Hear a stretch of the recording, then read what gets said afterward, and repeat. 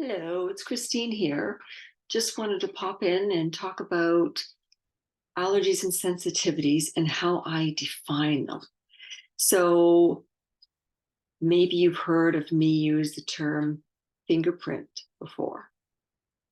Um, Other people know me in terms of saying the word uh, signature, frequency, that sort of thing. But I just wanted to expand on it so that you understand it a little bit clearer. So I always say everything has its own unique fingerprint, just like your fingerprint is different from mine.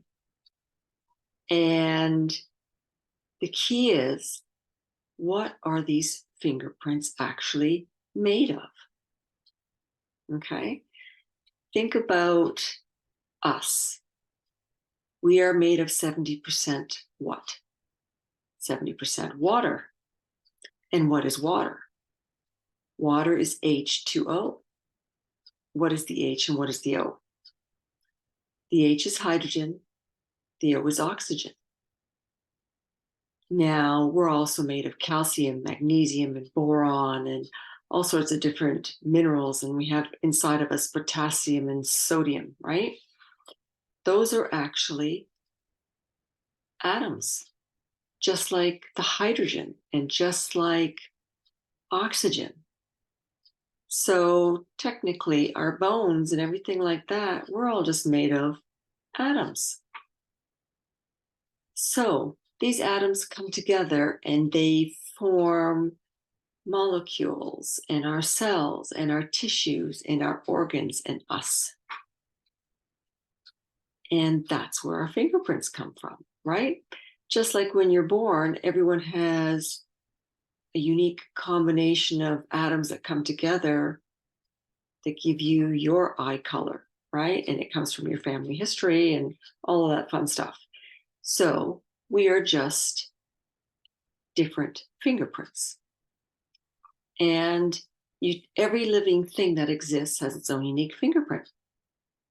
Broccoli is different than cauliflower. A dog is different than a cat.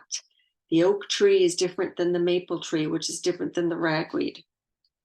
So when I define an allergy is when the body is not recognizing the fingerprint of that substance.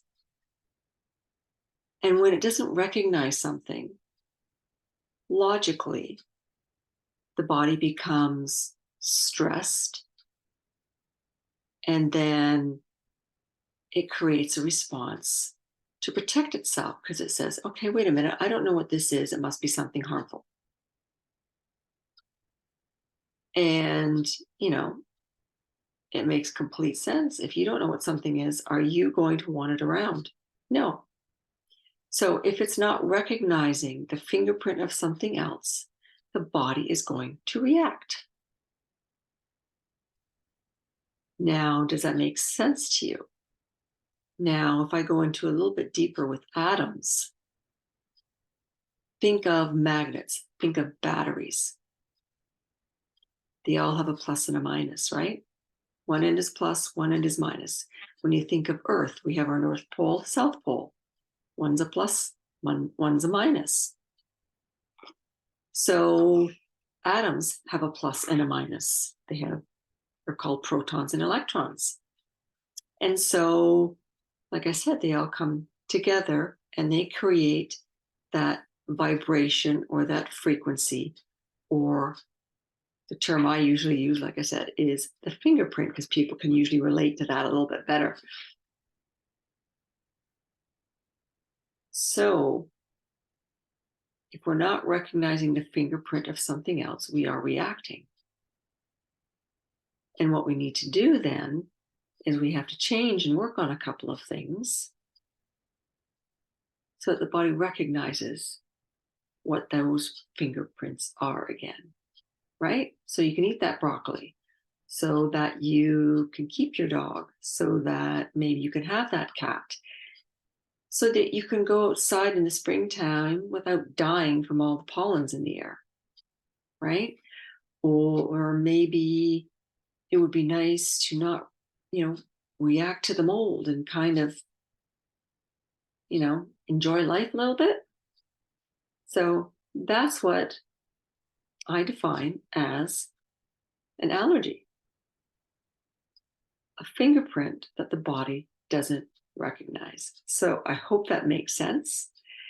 And if you have any questions, just give me a shout, connect with me, and I will respond. Have a great night.